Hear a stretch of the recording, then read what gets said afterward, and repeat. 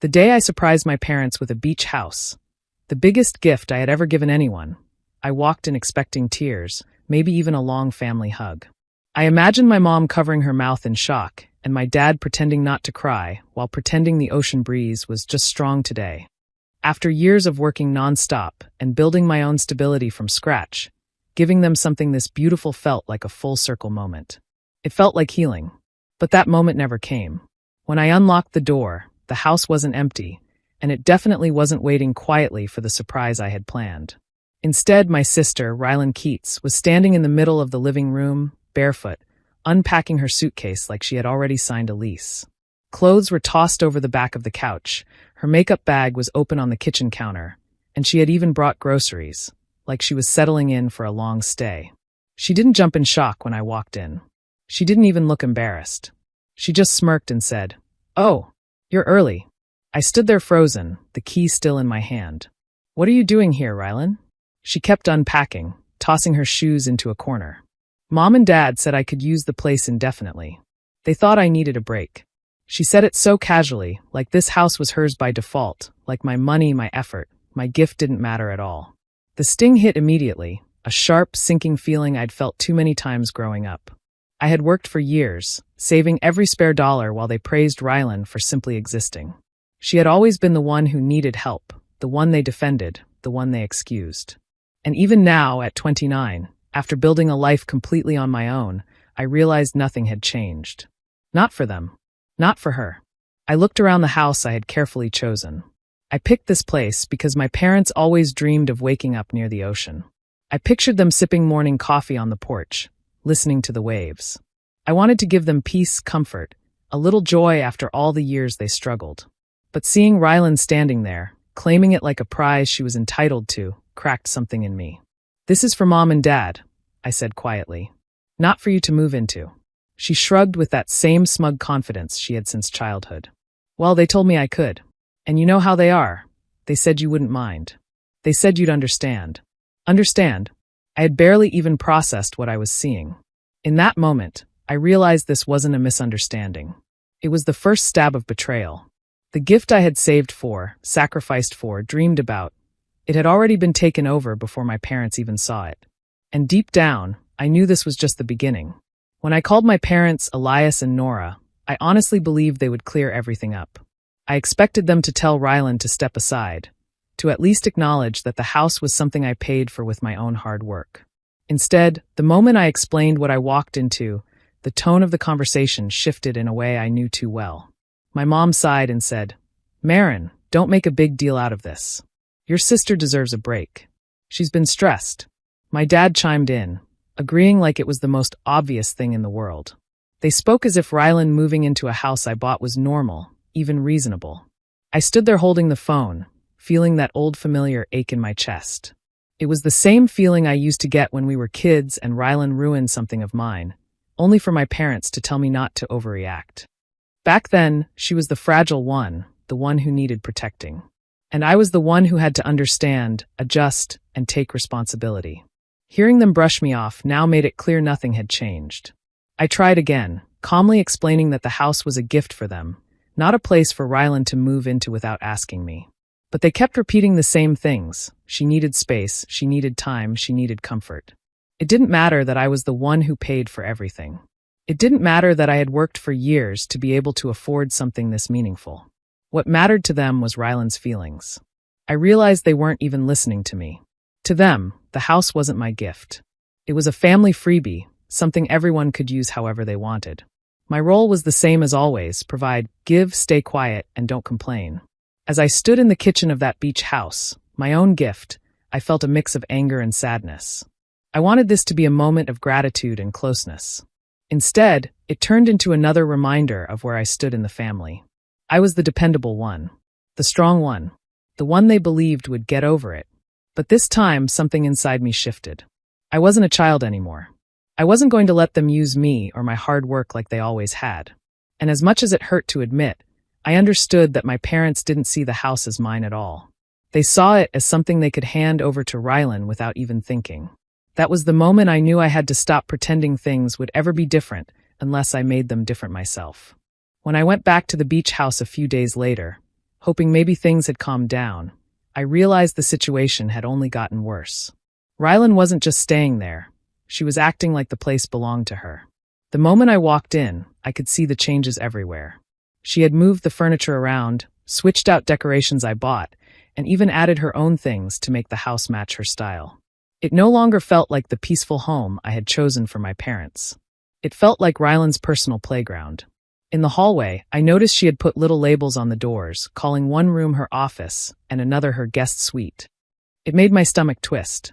I had only owned the house for a short time, and already she was claiming spaces as if I didn't exist. I stood there, staring at the labels, wondering how she had the courage to do something like this without even talking to me. Later, I ran into a neighbor who lived next door. He smiled politely and said, "You must be Rylan's sister. She told us she's the owner now. Beautiful place she's got." Hearing that made my chest tighten. The house was in my name, my money, my effort, and she was walking around the neighborhood acting like she paid for all of it. She didn't just cross a line. She stepped over it with confidence, like she had every right. When I confronted my parents again, hoping they would finally understand how serious this was, they gave me the same tired answers.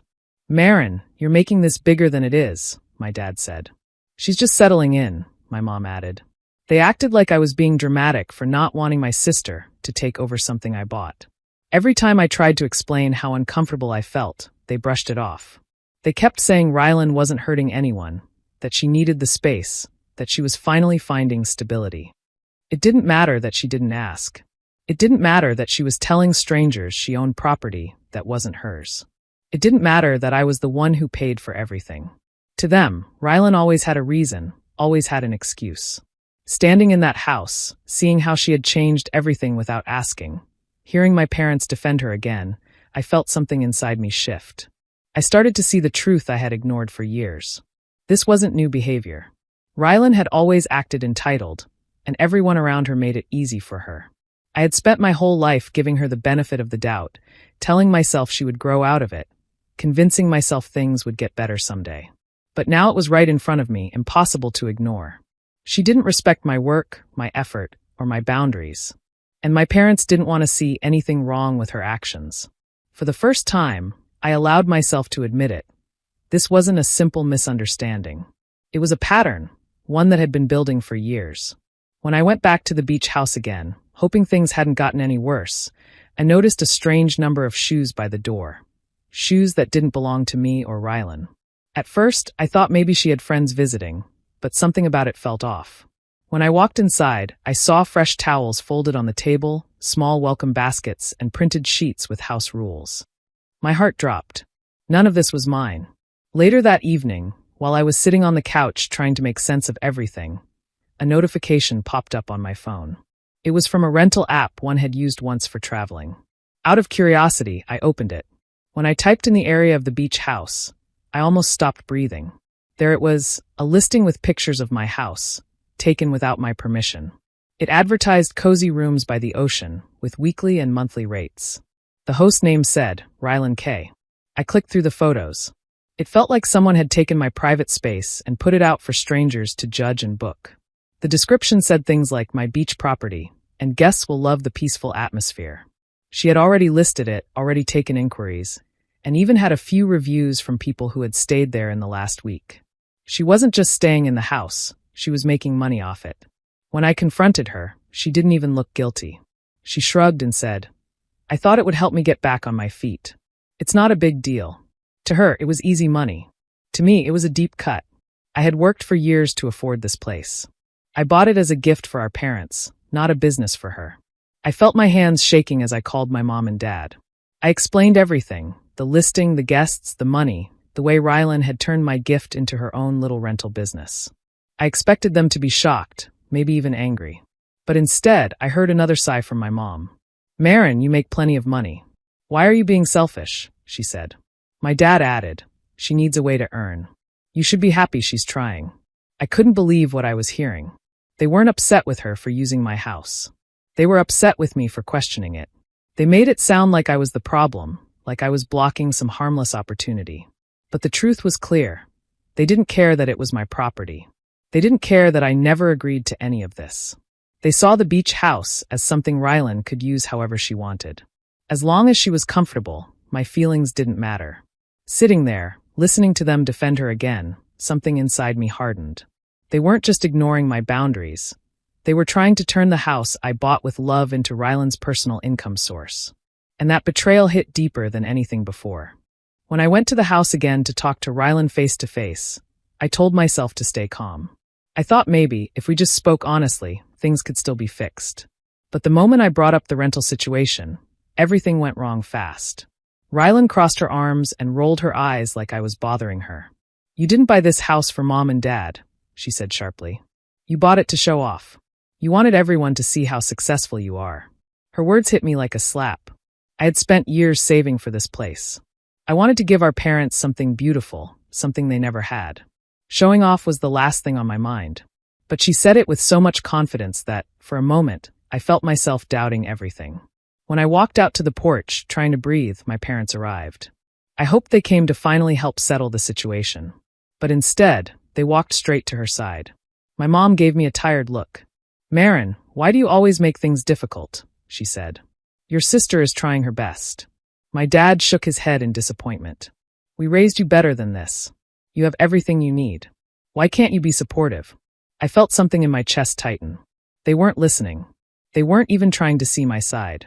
They stood there acting like I was the problem, like I was ruining some peaceful moment instead of reacting to a huge betrayal. Rylan stepped closer and said, "You owe us, Marin. You owe this family everything you have. You wouldn't be where you are without us." Those words cut deeper than anything else. "You owe us." It wasn't the first time she had said something like that, but hearing it now, with my parents silently agreeing, made something inside me snap. For years, I had been the responsible one. I worked long hours, paid my own bills, supported myself, and never asked them for anything. I had done everything on my own. Yet somehow, they still believed I was in debt to them, while Rylan, who had taken more help than anyone, was treated like she deserved everything. All the small moments from our childhood, the excuses, the favoritism, the double standards came rushing back.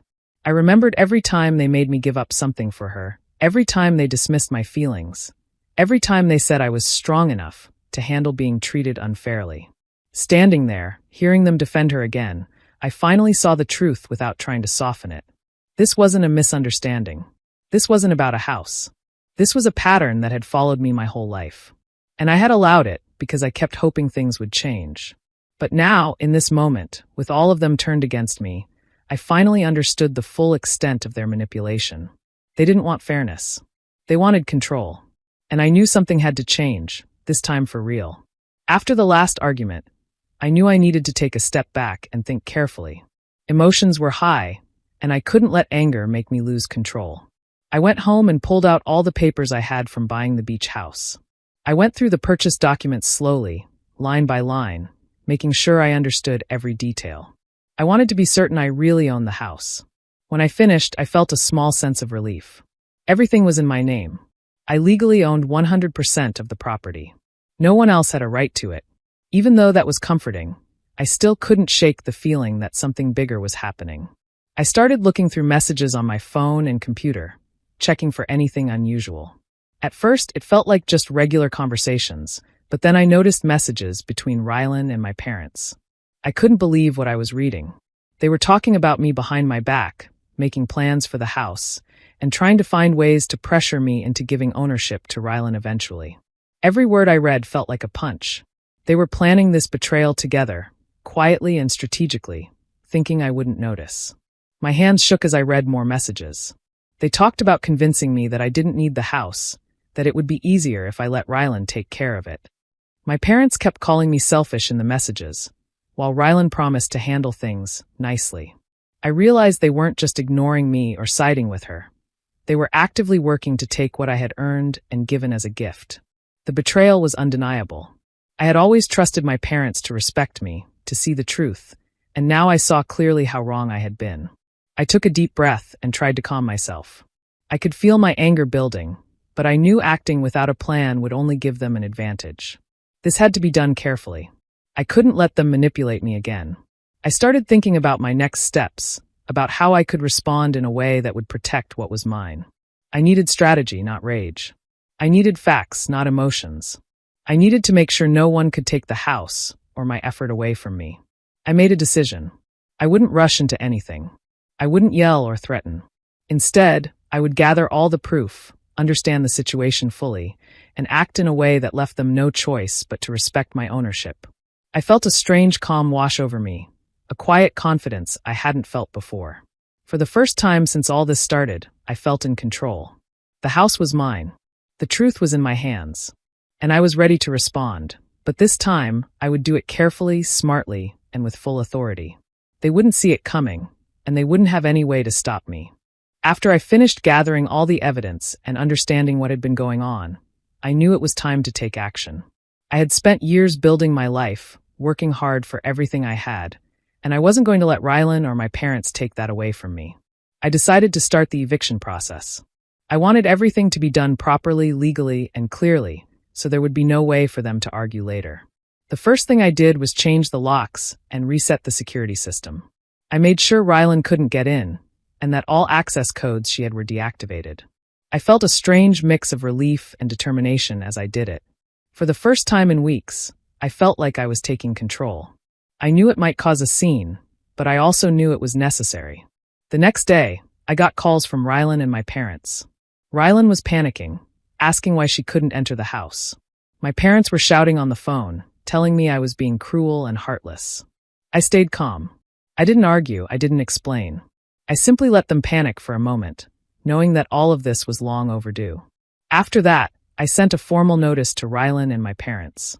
It clearly stated that they were not allowed on the property without my permission, and that any attempt to enter would be considered trespassing. I made sure the notice was official, legal, and undeniable. I wanted to be firm, leaving no room for excuses or confusion. As I sent the notice, I felt the weight of everything I had endured over the years start to lift. For too long, I had been pushed aside, dismissed, and treated like I didn't matter. Now, I was standing up for myself, setting boundaries that couldn't be ignored. My parents kept calling, leaving messages, begging me to forgive and let it go. They accused me of being heartless, of overreacting, of hurting the family. I didn't respond. I didn't need to. Their words couldn't change the truth. They had treated me unfairly for years, and now it was finally my turn to protect myself. Rylan tried to contact neighbors, hoping someone would let her in, but everyone followed the rules. She realized quickly that she no longer had control over the situation. For the first time, she was powerless in a place she had treated as her own. Watching all of this unfold quietly from my side, I felt a sense of justice. Not the kind that comes from revenge or anger, but the kind that comes from taking back what is yours and finally drawing a clear line. I wasn't doing this to punish anyone. I was doing it to reclaim my life, my gift, and my hard work. For the first time in a long time, I felt in control. The house was mine, and anyone who tried to take it without permission would face the consequences. I had acted, and I had done it right. No more arguing, no more excuses, just clear boundaries and protection of what I earned. When my parents and Rylan demanded a meeting, I agreed to go, but I knew I had to be prepared. I printed out every single message I had found between Rylan and my parents. Every plan, every comment about pressuring me to give the house to her, every attempt to manipulate me. I organized them carefully, so there could be no confusion about what had been said. As I walked into the room, Rylan tried to act casual, even smiling like nothing had happened. But the moment I laid the messages on the table, her expression changed. She tried to cover, saying some of the messages were taken out of context or misunderstood. My parents immediately jumped in, nodding and claiming it was all miscommunication, as if I was overreacting. I stayed calm and didn't raise my voice. I didn't need to. I let the printed messages speak for themselves. I watched their faces as they read each line. I made sure they understood that these were not my interpretations or exaggerations. These were their own words. Once I had gone through the messages, I spoke clearly. This is my house. I bought it with my own money. I gave it to Mom and Dad as a gift, and it is not Rylan's to take, rent out, or claim in any way. I made sure to keep my tone steady, without anger, without pleading. I drew a line in the sand. From this moment on, I am giving you one choice. Respect my property and my boundaries, or you will lose access entirely. There will be no exceptions, no discussions, no manipulations. I have proof of everything, and I am prepared to act if these boundaries are ignored. The room fell silent. I could see Rylan fidgeting, trying to think of a way to talk her way out. My parents looked uncomfortable, their usual confidence shaken. For once, they had no words that could dismiss what was in front of them. I didn't yell. I didn't beg. I simply stated the truth and made it clear that I was in control. This wasn't about revenge or punishment. This was about respect and fairness. I wasn't asking them to like it or agree with it. I was telling them that my property, my effort, and my choices had to be honored. For the first time in years, I felt a sense of power and clarity. I wasn't the girl who had always given in, who had always tried to keep peace at her own expense. I was standing firm, calmly and confidently, and I knew they had no choice but to listen. By the end of the meeting, it was clear they understood my position. I had drawn my boundary, and I wasn't backing down. From now on, anyone who wanted to enter that house would need my permission. The control was mine, and finally they had to respect it. A few days after the confrontation, I thought the situation was finally under control. I had made my boundaries clear, and Rylan had seemed to back off. But I wasn't prepared for what happened next. One evening, I got a call from a neighbor saying something strange was happening at the house. Rylan had shown up with a spare key, trying to get inside. I felt my stomach drop, but I stayed calm. I had already registered the property as restricted with the local authorities, so I knew this attempt would not succeed. I called the police immediately, explaining the situation. While I waited, I watched from my phone as the neighbor tried to keep Rylan from entering. When the police arrived, Rylan realized her plan had failed. She couldn't get in, and she couldn't argue that she had permission. The officers explained that trying to enter a property without consent, even with a spare key, counted as attempted unlawful entry. My heart was racing, but I felt a strange sense of relief. Finally, her disrespect for my boundaries had clear consequences. Later, my parents called me, sounding angry and worried. They told me to drop the charges, saying it was extreme and that family matters should be handled privately. I listened to them, but I didn't respond immediately. I thought about all the times they had dismissed me, excused Rylan, and made me feel guilty for standing up for myself. I realized I didn't have to follow their wishes this time. I decided to let the legal process move forward. Rylan faced charges for what she had done. It wasn't about punishment. It was about protecting what was mine and making sure my boundaries were respected. I felt a sense of strength I had never felt before. For the first time, I wasn't trying to please anyone or live up to anyone's expectations. I wasn't bending to Rylan's demands or my parents' pressure. I was acting for myself, and it felt empowering. The house, my gift, and my effort were finally protected. As I sat in the house that night, looking out at the ocean, I felt a weight lift off my shoulders. The betrayal, the manipulation, and the constant expectations from my family had finally been met with clear, firm action. I realized that this freedom didn't come from anyone forgiving me or approving of my choices. It came from standing up, setting boundaries, and refusing to let anyone take what was mine. For the first time, I felt genuinely free. Free from Rylan's entitlement, free from my parents' favoritism, and free to live my life on my own terms. After everything that happened, I finally felt like I could breathe. The beach house was completely mine now, and I decided to keep it that way. I didn't want to share it with anyone who had treated me unfairly or tried to take what I had worked so hard for. The house became my sanctuary, a place where I could think, rest, and just be myself without anyone interfering. I stopped trying to fix my relationship with my parents or Rylan. I didn't cut them off because I wanted revenge, but because I needed to protect myself. For years, I had bent over backward to meet their expectations, to be the perfect daughter or sister. I realized now that I didn't owe them my happiness or my peace. I started limiting contact, keeping conversations short and necessary, and avoiding situations that would drag me back into old patterns of stress and manipulation. At first, it felt strange to step back. I had always been the responsible one, the one expected to forgive, accommodate, and compromise. But as time passed, I began to enjoy the quiet, the freedom, and the control over my own life. I saw clearly how much I had been taken for granted, and I knew I didn't have to continue that cycle. I think my family slowly began to realize what they had lost. They had treated me like I would always be there, always forgiving, always giving, no matter how much they hurt me. By the time they understood, it was too late. I had drawn my line, and I wasn't crossing it. I wasn't going to let anyone take my hard work, my gift, or my peace ever again. I didn't feel the need to forgive them dramatically. and I didn't have any interest in making a big speech about how I had been wronged. I simply felt clarity. I had boundaries, I had independence, and I had the life I had worked for. Holding on to anger or hoping for recognition from them wouldn't change anything. What mattered was that I knew my worth and refused to let anyone undermine it. Sitting in the house, looking at the ocean, I felt a calm I had never known before. I wasn't running from my family. I was walking toward my own life. For the first time in a long time, I felt free, not because anyone approved, not because I needed validation, but because I had chosen myself. My gift, my effort, and my boundaries were respected, and that was enough. Life felt simple, steady, and mine. I was finally living for me.